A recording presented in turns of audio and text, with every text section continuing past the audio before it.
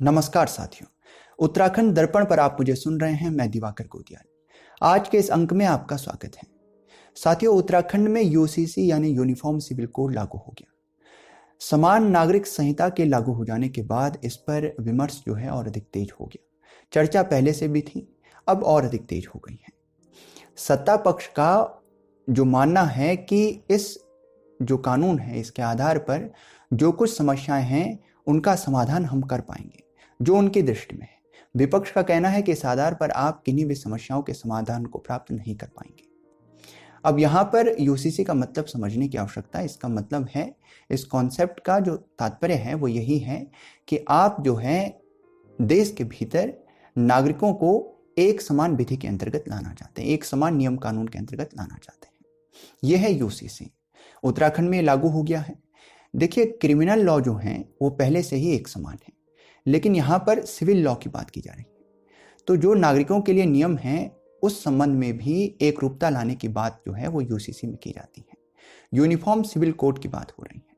यहाँ पर यूं तो बहुत से ऐसे चीज़ें हैं जो कि एक समान हैं सिविल कानूनों में भी, लेकिन जैसे विवाह को लेकर, जैसे तलाक को लेकर, जैसे उत्तराधिकारी को लेकर, लड़का और लड़की के विवाह की उम्र को लेकर, और एक नया कॉन्सेप्ट जो बहुत अधिक विवादग्रस्त है वो है लिव इन रिलेशनशिप, जिसको इस यूसीसी के कानून में जगह मिली है और इसे लेकर जो है विपक्ष काफ़ी हावी भी है। तो यहाँ पर यह समझने की भी आवश्यकता है, और ये सब मामले जो हैं यूसीसी के भीतर सबके लिए एक समान कर दिए गए हैं उत्तराखंड में। तो ये चर्चा का विषय बन गया, ये विचार का विषय बन गया। कांग्रेस हो, बीजेपी हो और राज्य की और पार्टियां हो, वो इस पर जो है अपने अपने विचार रख रहे हैं। तो निश्चित रूप से ये विषय जो है महत्वपूर्ण विषय बन जाता है। दोनों की अपनी अपनी चिंताएं हैं। जो है सरकार का कहना है कि इसके आधार पर हम बहुत सारी समस्याओं का समाधान कर पा रहे हैं, तो वहीं जो है विपक्ष जो है वो कहता है कि इससे आप किसी भी प्रकार की समस्या का समाधान नहीं प्राप्त कर रहे हैं।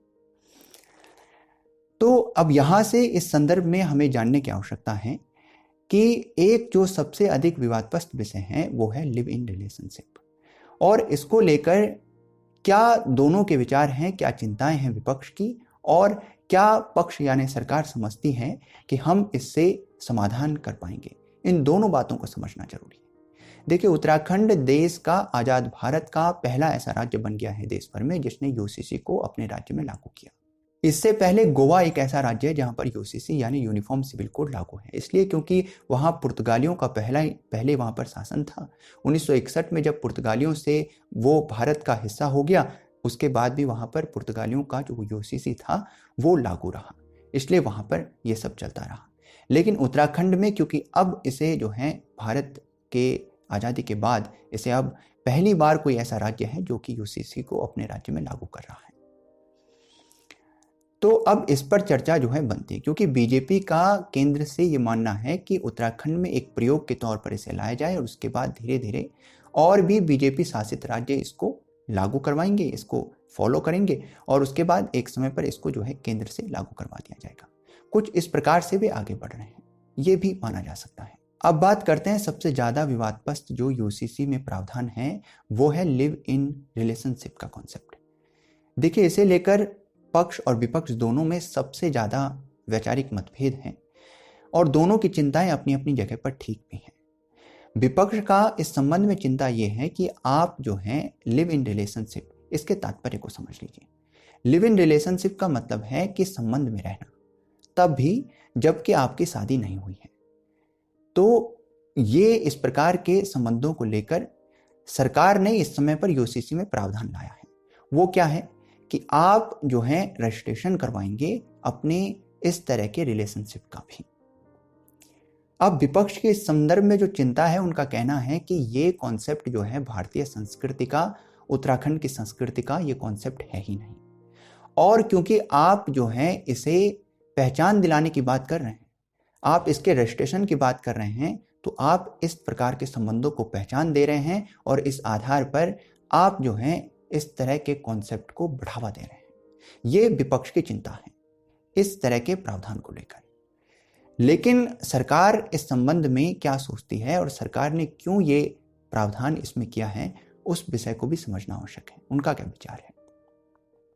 देखिए, सरकार का मानना है, सरकार ने पहले ही ये बात स्वीकार कर ली है कि ये संस्कृति राज्य में है, यानी इस संस्कृति को फॉलो करने वाले राज्य में हैं।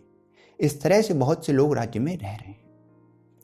तो सरकार ने उन लोगों के लिए ये बात कह दी है कि आप अपने इस तरह के रिलेशनशिप का आप रजिस्ट्रेशन करवाएंगे, आपको एक पहचान दी जाएगी इस आधार पर, वैसे ही जैसे एक शादी के आधार पर लोगों को पहचान मिलती है, इसमें भी आपको पहचान मिलेगी और उस पहचान के आधार पर आप जो है इस यूसीसी कानून के अंतर्गत वैलिड हो जाते हैं।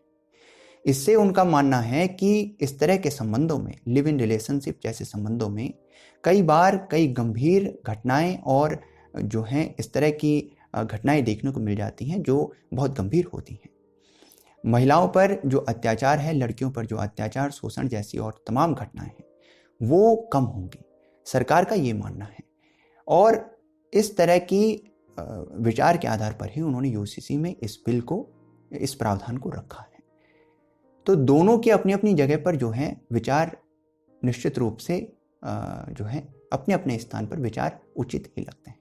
एक तरफ विपक्ष का कहना है कि आप जब इस तरह के प्रावधान को लाते हैं तो आप इस तरह के संबंधों को राज्य में एक पहचान दे रहे हैं, और पहचान दे रहे हैं तो आप उसे बढ़ावा भी दे रहे हैं।